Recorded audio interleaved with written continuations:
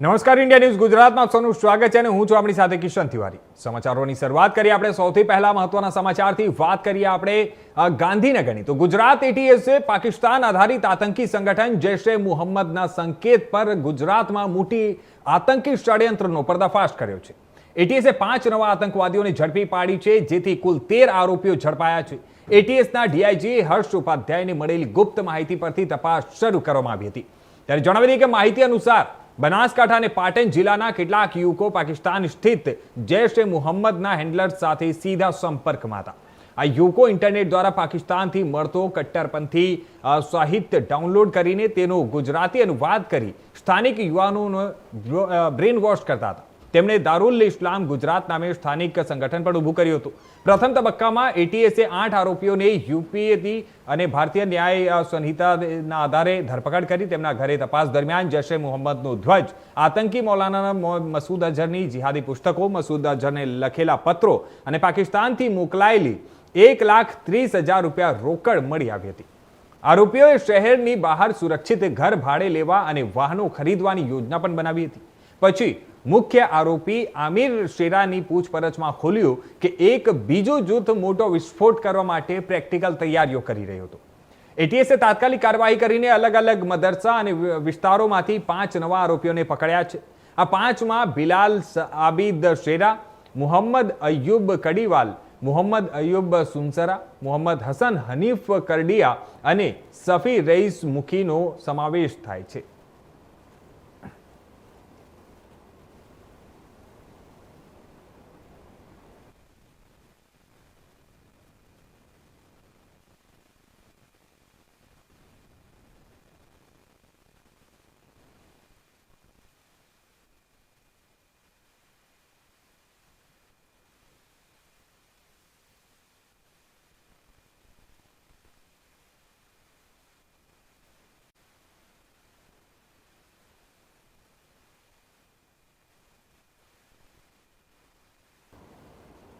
તો આ સમાચાર પર વધુ વિગતવાર વાત કરવા માટે અમારી સાથે જોડાઈ રહ્યા છે અમારા સંવાદદાતા જતીન રાવલ ગાંધીનગરથી। જતીન, આપણે વાત કરીએ, એટીએસને મોટી અને મહત્વની સફળતા મળી છે। એટીએસે જે હિસાબે કામગીરી કરી છે, સૌથી મહત્વની વાત છે કે આતંકી સંગઠનો સાથે સંકળાયેલા શંકાસ્પદ જે લોકો હતા, જે 8 લોકોની સૌથી પહેલા ધરપકડ કરવામાં આવી હતી, તેના પછી જ્યારે પૂછપરછ અને સમગ્ર તપાસનો દોર શરૂ થયો, તેના પછી એક પછી એક હવે 5 નવા આરોપીઓની પણ ધરપકડ કરવામાં આવી છે। શંકાસ્પદ આતંકવાદીઓ પ્રવૃત્તિ કરતા હતા આ લોકો, તે પ્રકારનું કહેવામાં આવી રહ્યું છે। અત્યાર સુધી શું નવી માહિતીઓ સામે આવી શકી છે જતીન, સૌથી પહેલા એ જણાવો। જો કિશન, ચોક્કસથી આપણે જણાવી દઉં કે જે 3 જુલાઈના રોજ જે 8 જેટલા જે આતંકવાદીઓ પકડાયા હતા, જેમાંથી 3 સિદ્ધપુરના હતા, 3 પાલનપુરના હતા, એક નવસારીનો હતો અને એક જે એમપી થી જે ગુજરાત એટીએસ દ્વારા ધરપકડ કરવામાં આવી હતી। 8 આતંકવાદીઓ જે પકડાયા હતા, તેમના જે રીતે ગુજરાત એટીએસ દ્વારા તેમનું જે રિમાન્ડ જે છે તે માંગવામાં આવ્યા હતા, કોર્ટ દ્વારા રિમાન્ડ મંજૂર કરવામાં આવ્યા હતા અને તેમની જે એટીએસ દ્વારા જે પૂછપરછ કરવામાં આવી, તેમાં વધુ 5 જે આરોપીઓનું નામ જે છે તે ખુલ્યું છે। જેમાં જે 5 આતંકવાદીઓ જે છે તે લોકો સિદ્ધપુર, વડગામ અને ભરૂચ, આ 3 જગ્યાથી આ આતંકવાદીઓ જે છે તે પકડાયા છે। આ 5 આતંકવાદીઓમાં બિલાલ આબિદ શેરા છે, મોહમ્મદ અયુબ છે, મોહમ્મદ સફી મુખી છે, મોહમ્મદ હસન કરાડિયા છે અને મોહમ્મદ અયુબ સુલસારા, આ 5 આતંકવાદીઓ જે છે તે ગુજરાત એટીએસ દ્વારા પકડવામાં આવે છે। જે ડીઆઈજી જે ગુજરાત એટીએસના છે સુનિલ જોશી, તેમને જ્યારે મીડિયા સાથે વાતચીત કરી, તેમને જણાવ્યું કે આતંકીઓ હેન્ડલર સાથે સીધા ટેલિગ્રામ અને ઇન્સ્ટાગ્રામના મારફતથી જે છે તે તેમની સાથે જોડાયેલા હતા અને આરોપીઓ મસૂદ અઝહરની પુસ્તકો વાંચતા હતા, ઓનલાઈન પ્રિન્ટ પુસ્તકની પ્રિન્ટ કઢાવી એકબીજાને વેચીને આ તમામ ચીજોનો જે છે અભ્યાસ જે છે તે આ લોકો દ્વારા જે છે તે કરવામાં આવતો હતો। આ તમામ લોકો આજે પકડવામાં આવ્યા છે તે મોટાભાગના જે આરોપીઓ છે તે લોકો મદ્રાસના અને અન્ય તાલીમાર્થીઓને જેહાદમાં જોડાવા માટે જે છે તે આમંત્રણ જે છે તે આપતા હતા। આતંકીઓ દ્વારા કુલ 3 અત્યાર સુધી જે છે તે દાવત પણ જે છે તે આપવામાં આવી હતી। તેમના મોબાઈલમાંથી પીડીએફ પણ જે છે તે મળી આવી હતી। તે લોકો ગન પાવડર જે છે તે બનાવતા હતા। તે રીતે તેમની પાસેથી જે પુસ્તક જે મટીરિયલ જે ગન પાવડર બનાવતા હતા, તેમાં પોટેશિયમ નાઇટ્રેટ અને સલ્ફર ઓનલાઈન અને લોકલ બજારથી પણ જે છે તેઓ ખરીદતા હતા, લોકલ ઓનલાઈન મંગાવતા હતા, પરંતુ લોકલ ક્યાંથી તે લોકો કોની પાસેથી આ વસ્તુ ખરીદતા હતા, આ તમામ જે છે તે અત્યારે હાલ જે છે તે તપાસ જે છે તે કિશન ચાલી રહી છે. હજુ પણ 24 જુલાઈ સુધીના રિમાન્ડ જે છે તે લોકોને મળેલા છે. અને મહત્વની વાત એ છે કિશન કે આ જેટલા પણ લોકો જે પકડાયા છે તેમાંથી જે અયુબ નામનો જે શખ્સ છે તે ક્યાંક ને ક્યાંક અલગ અલગ જગ્યાઓ ઉપર, સુમસાન જગ્યા ઉપર જે છે તે બોમ્બ બ્લાસ્ટ બનાવી અને અલગ અલગ જગ્યા ઉપર તેના દ્વારા પરીક્ષણો પણ કરવામાં આવ્યા છે, જેમાંથી લગભગ 8 જેટલી જગ્યા પર જે તેના દ્વારા જે છે તે બ્લાસ્ટ કરવામાં આવ્યા હતા. સુમસાન જગ્યા પર એક બે જગ્યા ઉપર બોમ્બ બ્લાસ્ટ થયો પણ હતો, પણ બીજી બધી જગ્યા બોમ્બ બ્લાસ્ટ ન થયો. ટાઈમ બોમ્બ, સામાન્ય પ્રકારના ટાઈમ બોમ્બ જે છે તે આઈઈડી લગાવી અને સામાન્ય પ્રકારના ટાઈમ બોમ્બ આ લોકો દ્વારા બનાવવાની જે તૈયારીઓ જે છે તે કરવામાં આવી હતી. તે દરમિયાન જ ગુજરાત એટીએસે આ તમામ લોકો જે છે તે અટકાયત કરી હતી, કેમ કે જે અગાઉ જે આતંકવાદીઓ પકડાતા તેમની પૂછપરછ આ લોકોનું જે છે તે તેમના ડેટાની અંદર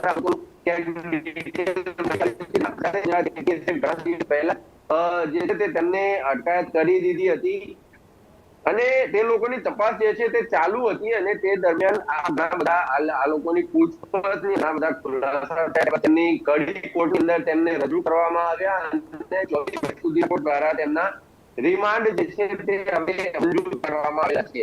આ જેટલા પણ જે લોકો, તે લોકોને આપવામાં આવતા હતા કે કેમ આ તમામ ચીજોની તપાસ જે છે તે અત્યારે ગુજરાત એટીએસ કરી રહી છે. આ ઉપરાંત રથયાત્રામાં શું તેઓ કઈ કરવાના હતા તે પણ અત્યારે હાલ ગુજરાત એટીએસ દ્વારા તપાસ જે છે તે ચાલી રહી છે. આ આતંકીઓ પૈકી જે બિલાલ તેરા છે તે પકડાયેલો જે મોહમ્મદ અમીન શેરા હતો, તેને પેન્ટ કાપી હતી, આતંકવાદી મસૂદ અઝહરના જેહાદીનો વિડીયો તે મળી આવી છે. મોહમ્મદ અયુબ કડીવારની સઘન પૂછપરછ દરમિયાન તેણે મોહમ્મદ અમીન શેરા, મોહમ્મદ અને અન્ય આરોપીઓ સાથે મળી મસ્જિદમાં ભેગા થઈ દાવત કરી અને મેં જણાવ્યું આઈઈડી એસેમ્બલ કરી કઈ રીતે બ્લાસ્ટ કરવો તે જે છે તે આના દ્વારા જે છે તે લોકો શીખ્યા હતા.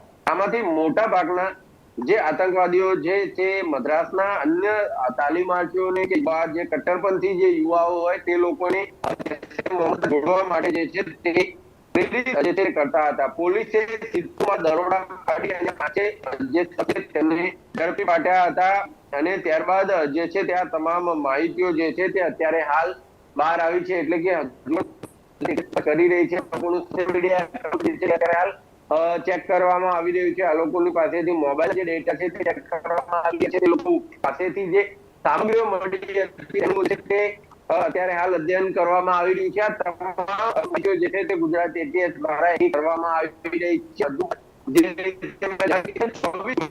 આ તપાસ જે છે તે ચાલશે. ત્યારબાદ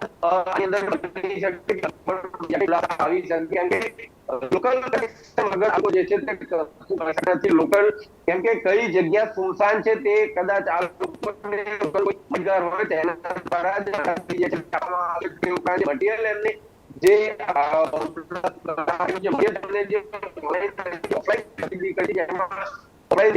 ખરીદી કરવામાં આવી હતી, પરચેસ કર્યું હતું, કઈ રીતે લોકલ લોકો જોડાયેલા છે, કેટલા લોકો સાથે તે કનેક્ટેડ હતો, કેટલા લોકોને કટ્ટરપંથી યુવા લોકોને જેમાં જોડવા માટે જે છે તે પ્રયાસ કરી રહ્યો હતો. આ તમામ માહિતીઓ હાલ જે છે તે ગુજરાત એટી દ્વારા હાલ જે છે તે કરવામાં આવી.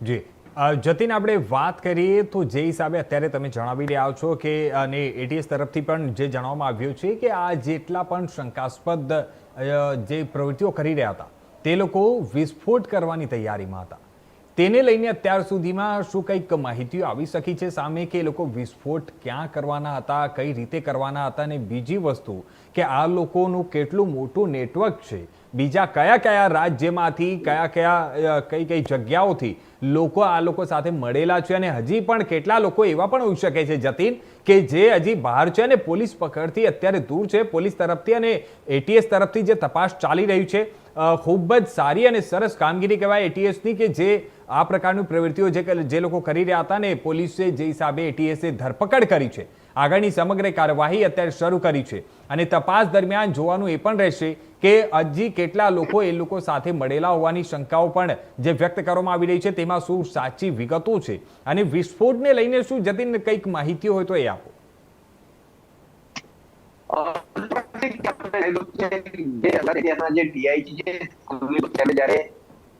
વાતચીત કરી હતી તે દરમિયાન જ તેમણે જણાવ્યું હતું કે જેટલા પણ લોકો તેને લાગતા હતા, જે તમામ આતંકીઓ જે પકડાયા હતા, ત્યારબાદ તેમને કોર્ટમાં રિમાન્ડ માંગવામાં આવ્યા તો રિમાન્ડ મંજૂર કર્યા, તેમની પૂછપરછ કરવામાં આવી. તેમાં આ 5 લોકોનો જે છે તે ખુલાસો થયો. હવે આ 5 લોકોના અને જે છે તે આવ્યા હતા તેમના રિમાન્ડ છે. એટલે કે આ રિમાન્ડની અંદર ઘણી બધી જે ખુલાસાઓની અંદર પૂછપરછમાં બહાર આવી શકે તેમ છે.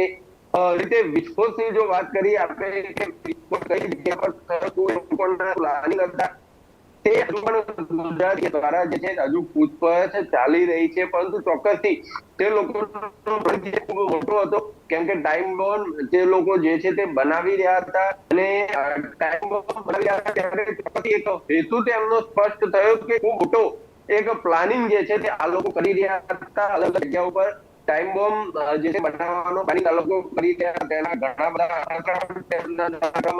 ઘણી જગ્યા પર તેમને કરી પણ જોયા હતું.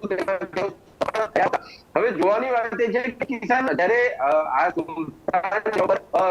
જો કે ઘણી જગ્યા પર નથી જો થયા હોય ભલે જગ્યા હોય તો પણ આસપાસ લોકોને થોડો ઘણો અંદાજો તો આવી જ જતો હોય છે, જગ્યા પર કરે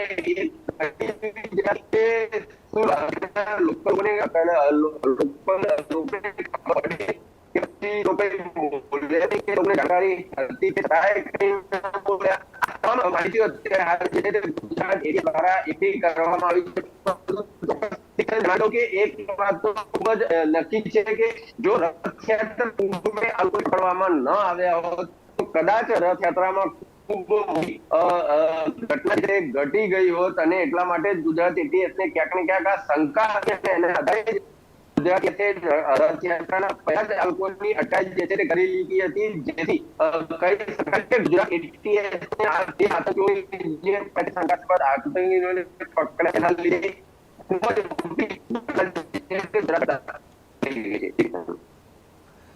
જી ધન્યવાદ જતીન અમારી સાથે જોડવા માટે અને આ તમામ માહિતીઓ આપવા માટે.